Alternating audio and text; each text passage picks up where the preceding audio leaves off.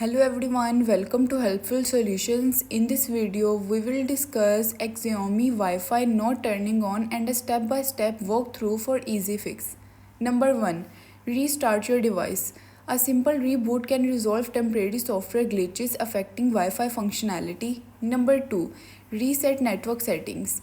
Navigate to Settings, Connection and Sharing, reset Wi-Fi, mobile networks and Bluetooth. Tap Reset to clear all network related settings which can fix connectivity issues. Number 3. Check for software updates. Go to Settings, About Phone and then System Updates. Install any available updates as they may contain fixes for Wi-Fi problems. Number 4. Inspect for hardware issues.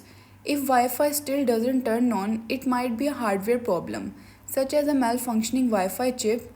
Consult Xiaomi official support or visit an authorized service center for further assistance.